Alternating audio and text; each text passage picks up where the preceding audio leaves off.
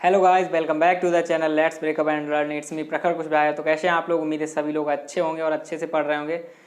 आज हम लोग हमारे first chapter Indian economic development का हम ख़त्म करने जा रहे हैं। लास्ट पार्ट है, तो चलिए शुरू करते हैं चुटकी में।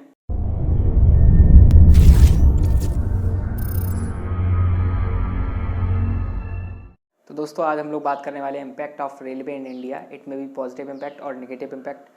तो रेलवेज़ का पॉजिटिव इम्पैक्ट क्या हुआ हमारे देश पे, सबसे पहले बात कर लेते हैं हम एक्सपेंशन ऑफ डोमेस्टिक मार्केट्स। यानी कि रेलवेज़ का उन्होंने डेवलपमेंट जो किया था, तो उससे क्या हुआ, डोमेस्टिक मार्केट्स मिल गए। जो ब्रिटिश गुड्स जो थे, जो फिनिश्ड गुड्स यहाँ पे आते थे बिकने के लिए, तो उसके लिए जो मार्केट जो थी वो एक्सपेंड हो गई, क्योंकि माल जो था आसानी से एक जगह से दूसरी जगह जा सकता था। तो expansion of domestic markets and communication of agriculture, commercialisation of agriculture, और एग्रीकल्चर का कॉमर्शलाइजेशन करने में हेल्प मिली जो ब्रिटिशर्स थे। तो कॉमर्शलाइजेशन ऑफ एग्रीकल्चर से मतलब है कि जो हमारी क्रॉप प्रोडक्शन जो होता था वो अब मार्केट में जाने लगा, मतलब बिकने के लिए जाने लगा। और जो वे ऑफ इंडिपेंडेंस के टाइम क्या था, रेलवेज़ के डेवलपमेंट से पहले जो क्रॉप्स जो थी, फार्मर्स जो थे वो केवल सबसिस्टेंस फार्मिंग करते थे, यानी कि केवल अपने स्वाउपभोग के लिए ही अनाज उगाते थे। लेकिन अब वो क्या हुआ, कॉमर्शलाइजेशन शुरू हो गया, तो उन्होंने ज़्यादा से ज़्यादा अनाज जो है प्रोडक्शन होने लगा उस टाइम पे। तो इससे क्या हुआ, कमर्शलाइजेशन ऑफ एग्रीकल्चर कमर्शलाइजेशन हो गया। ठीक है। Enabled people to break the barriers of distance, और क्या किया, लोगों को इसने मदद की। रेलवे ने मदद कैसे की, जो लोग जो थे पैदल यात्रा करते थे तो ज़्यादा दूर नहीं जा सकते थे, अब रेलवे उनको मिल गया, साधन इसका मिल गया, तो वो आसानी से एक जगह से दूसरी जगह जा सकते थे, दूर दूर जगह पे। तो इससे इनको ये फैसिलिटी मिली। इसके बाद faster movement of food grains to control famines. तो फेमाइंस क्या होता है, faster movement to of food grains, यानी कि फेमाइंस होता है भुखमरी। फेमाइंस का मतलब होता है भुखमरी। तो भुखमरी मतलब ऐसे एरियाज़ जहाँ पे भुखमरी हो रही थी, अनाज की कमी पड़ रही थी, भोजन की कमी पड़ रही थी, वहाँ पे ये जो है रेलवेज़ के थ्रू जो है अनाज पहुँचने लगा और लोगों को आसानी से भोजन उपलब्ध होने लगा। ये थे पॉजिटिव इम्पैक्ट थे। ठीक है। अब अगली बात करते हैं हम नेगेटिव इम्पैक्ट की। नेगेटिव इम्पैक्ट से क्या हुआ, नेगेटिव इम्पैक्ट से हमारे देश में कंट्रीब्यूटेड टू कॉलोनियल एक्सप्लॉयटेशन, यानी कि रेलवे ने क्या किया, कॉलोनियल एक्सप्लॉयटेशन में कंट्रीब्यूट किया। किस तरह से किया, रेलवे जो था वो फिनिश्ड गुड्स को इंडिया के विभिन्न डिफरेंट मार्केट्स में ले जाता था। तो और क्या था, जो कच्चा माल था हमारा वो यहाँ से बंदरगाहों तक पहुँचाती थी रेलवे, या बंदरगाहों तक नहीं तो फिर मतलब आसानी से कुछ तो ट्रांसपोर्ट हेल्प करती होगी, इससे पहुँचता था। तो और क्या था, जिससे क्या हुआ, जो क्या कर रहे थे, कॉलोनियल एक्सप्लॉयटेशन कर रहे थे ब्रिटिशर्स जो थे हमारा।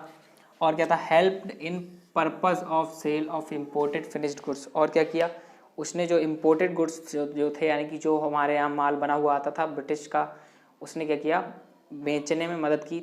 मतलब कि ऐसी जगह ले जाएगा जहाँ पे मार्केट्स उपलब्ध हैं उस बने हुए माल, निर्मित माल को बेचने के लिए, तो उसमें हेल्प की। और क्या हुआ, let the spread of domestic market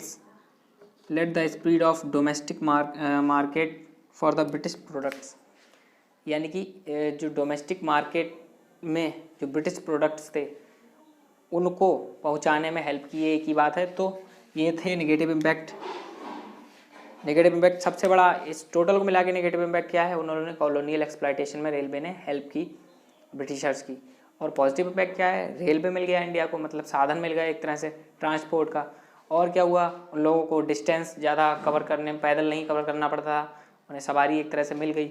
और क्या हुआ, fast enable people to break the barriers, ये तो हो गया। Faster movement of food grains to control famines, scarcity को कंट्रोल करने के लिए जो अनाज जो था एक जगह से दूसरी जगह पहुंचने लगा। यही थे पॉजिटिव और नेगेटिव इम्पैक्ट। अब क्या है, बात की पॉजिटिव इम्पैक्ट की रेलवे में, पॉजिटिव और नेगेटिव इम्पैक्ट रेलवे का क्या था। अब क्या है, सबसे बड़ी बात यह है कि क्या ब्रिटिश शासन ने कोई पॉजिटिव इम्पैक्ट छोड़े हैं इंडिया पे, यानी कि ब्रिटिश ने जो कॉलोनियल एक्सप्लॉयटेशन किया है हमारे इंडिया का, क्या उसने कोई पॉजिटिव इम्पैक्ट भी छोड़ के गया, क्या कोई फ़ायदा भी इंडिया को दे के गया, कोई लाभ भी मिला है? तो हाँ, मिला है। तो हम बात कर रहे थे positive impact of British rule in India. तो देखिए, सबसे पहले पॉजिटिव इम्पैक्ट क्या रहा है, कॉमर्शियल आउटलुक ऑफ फार्मर्स, यानी कि जो किसान थे उनका कॉमर्शियल आउटलुक हो गया। यानी कि जो इससे पहले जो कृषि की जाती थी वो जो थी केवल स्व उपभोग के लिए की जाती थी, और अब जो था अब कृषि कैसे की जाने लगी सरप्लस के लिए, कॉमर्शलाइजेशन के लिए। तो इससे क्या हुआ, जो किसान लोग जो थे वो कुछ सरप्लस कमा लेते थे अपनी फसल जो स्वउपयोग के लिए बचा कर, उसके बाद जो बचता था उसको जो है बाज़ार में बेचकर कुछ पैसा कमा लेते थे। तो इससे क्या हुआ, कमर्शियल आउटलुक हुआ फार्मर्स का। इसके बाद क्या हुआ, न्यू अपॉर्चुनिटीज़ ऑफ एम्प्लॉयमेंट, यानी कि जब न्यू अपॉर्चुनिटीज़ ऑफ एम्प्लॉयमेंट कैसे, जब उन लोगों ने, जब अंग्रेज़ों ने रोड निर्माण करवाए और रेलवे की लाइनें बिछवाई, रेलवे को बनवाया, तो इसके लिए क्या हुआ, कारखाने बनाने पड़े। ठीक है, तो उससे क्या हुआ, लोगों के लिए एम्प्लॉयमेंट अपॉर्चुनिटीज़ मिली, लोगों को रोज़गार मिला और उन्हें अच्छा खासा लाभ मिला। तो और क्या हुआ, जो रोड्स जब निर्माण हुआ तो इसमें क्या था, कामगारों की ज़रूरत थी। तो कामगार कहाँ से आए, इंडिया से आए। तो उन लोगों को इस तरह से एम्प्लॉयमेंट अपॉर्चुनिटीज़ मिली। और क्या था, कंट्रोल ऑफ फेमाइंस। हम आपको बता चुके हैं फेमाइंस क्या होता है, मतलब ऐसी स्थिति जहाँ पे लोगों को खाने पीने के लिए कुछ नहीं रह जाता है या फिर स्कार्सिटी हो जाती है फूड की। तो ऐसे स्थिति को कंट्रोल में लाने में हेल्प मिली, क्योंकि अब ट्रांसपोर्टेशन उन्होंने कर दिया था, अच्छा खासा फैसिलिटीज़ थी, मार्केट थी, तो इसलिए खाने की कभी कमी नहीं पड़ी। इसके बाद आता है monetary system of exchange to in the barter system. उन्होंने क्या किया, मॉनेटरी सिस्टम ऑफ एक्सचेंज हमारे देश में ला दिया। यानी कि क्या हुआ, पहले क्या था, वस्तु विनिमय चलता था, लोग अनाज के बदले या फिर वस्तु के बदले वस्तु बदल लेते थे एक दूसरे से। लेकिन अब क्या हुआ, जब मनी का चलन हुआ, करेंसी का चलन हुआ, तो इससे क्या हुआ, लोगों की आवश्यकताओं का दोहरा संयोग जो है ख़त्म हो गया और अब पैसा देके कोई भी चीज़ खरीदी जा सकती थी आसानी से। और क्या था, इसमें आसानी ये थी कि ऐसे हमें कोई चीज़ चाहिए किसी से और दूसरे को हमसे जो चाहिए वो हमारे पास है नहीं, तो इसमें दिक्कत आती थी। तो इसलिए अब क्या हुआ, मनी है आपके पास तो आप कुछ भी खरीद सकते हो, आपको दूसरे पर निर्भर नहीं रहना पड़ेगा। अब इफिशिएंट सिस्टम ऑफ एडमिनिस्ट्रेशन, उन्होंने क्या किया, उनके शासन से, वो अपने शासन में क्या करते थे, एडमिनिस्ट्रेशन सिस्टम यानी कि शासन व्यवस्था का संपूर्ण प्रयोग करते थे, जिससे क्या था, उनके कंट्रोल में था, इंडिया के लोग उनके कंट्रोल में थे, उन पूरी रियासतें जो थीं उन्होंने कंट्रोल में कर रखी। तो इससे क्या हुआ, हमारा भारत देश में एडमिनिस्ट्रेशन सिस्टम अच्छा हो गया, हमारे लोग यहाँ के शासन व्यवस्था, शासन प्रणाली को सीख गए।